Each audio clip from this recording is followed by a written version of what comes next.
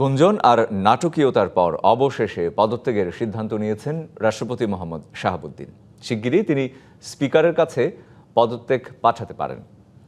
রাষ্ট্রপতির স্ত্রী, সন্তানসহ পরিবারের অন্যান্য সদস্যরাও প্রয়োজনীয় জিনিসপত্র গুছিয়েছেন।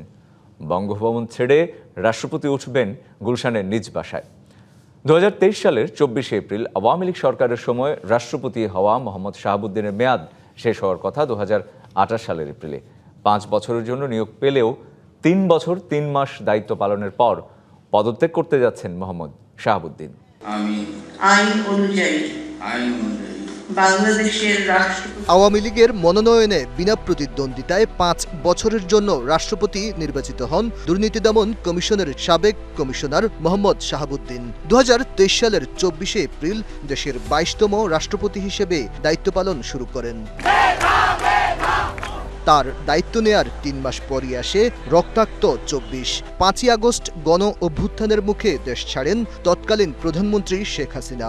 আওয়ামী লীগ সরকারের পতনের পর পাল্টে যায় দেশের রাজনৈতিক পরিস্থিতি। প্রধান উপদেষ্টার শপথ, এরপর সংসদ ভেঙে দেওয়া এবং অন্তর্বর্তী সরকার গঠনসহ রাজনৈতিক পালাবদলের গুরুত্বপূর্ণ কয়েকটি পর্যায়ে রাষ্ট্রপতির দায়িত্ব পালন করেন শাহাবুদ্দিন। গণ অভ্যুত্থানের পর রাষ্ট্রপতি মোহাম্মদ শাহাবুদ্দিনের অপসারণ চেয়েছিলেন ছাত্রনেতারা। তার পদত্যাগের দাবিতে বঙ্গভবন ঘেরাও সহ বিভিন্ন কর্মসূচি পালন করে জুলাই আন্দোলন কেন্দ্রিক বিভিন্ন সংগঠন। তবে ডক্টর মোহাম্মদ ইউনূসের নেতৃত্বাধীন অন্তর্বর্তী সরকার তাকে সরানোর কোনো উদ্যোগ নেয়নি। যদিও অন্তর্বর্তী সরকারের সময় অসম্মানিত হয়েছিলেন বলে রাষ্ট্রপতি এক সাক্ষাৎকারে জানিয়েছেন। আমি আইন অনুযায়ী 2026-এর 12 ফেব্রুয়ারি জাতীয় নির্বাচনের মধ্য দিয়ে ক্ষমতায় আসে তারেক রহমানের নেতৃত্বাধীন বিএনপি সরকার। মোহাম্মদ শাহাবুদ্দিন আওয়ামী লীগের আমলে দলটির মনোনয়নে রাষ্ট্রপতি নির্বাচিত হলেও সরকার গঠনের পর বিএনপি তাকে সরানোর পথে যায়নি। নগদ নিয়ে এলো হার না মানা হার অফার। সর্বনিম্ন 10,000 টাকা রেমিটেন্স নগদে পাঠালে থাকছে স্বর্ণের হার জেতার সুযোগ।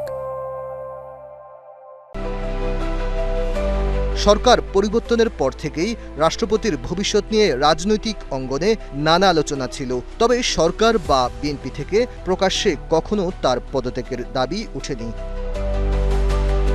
বুধবার গুঞ্জন উঠে রাষ্ট্রপতির পদত্যাগের বিষয়ের। বৃহস্পতিবার সচিবালয়ে সাংবাদিকদের স্বরাষ্ট্রমন্ত্রী জানান, পদত্যাগ রাষ্ট্রপতির নিজস্ব বিষয়।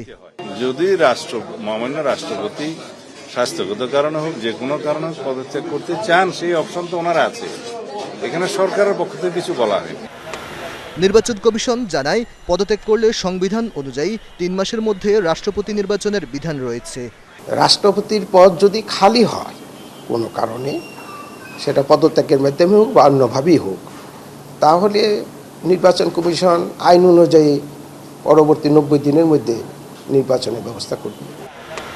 বঙ্গভবন সূত্র জানিয়েছে, যে কোনো সময় স্পিকারের উদ্দেশ্যে পদত্যাগপত্র পাঠাবেন রাষ্ট্রপতি মোহাম্মদ শাহাবুদ্দিন। সংবিধানের 50-এর 3 অনুচ্ছেদ অনুযায়ী রাষ্ট্রপতি স্পিকারের উদ্দেশ্যে স্বাক্ষরযুক্ত পত্রের মাধ্যমে পদত্যাগ করতে পারেন। আর 54 অনুচ্ছেদে বলা হয়েছে, রাষ্ট্রপতির পদ শূন্য হলে কিংবা অনুপস্থিতি, অসুস্থতা বা অন্য কোনো কারণে তিনি দায়িত্ব পালনে অসমর্থ হলে নতুন রাষ্ট্রপতি নির্বাচন না হওয়া পর্যন্ত দায়িত্ব পালন করবেন স্পিকার।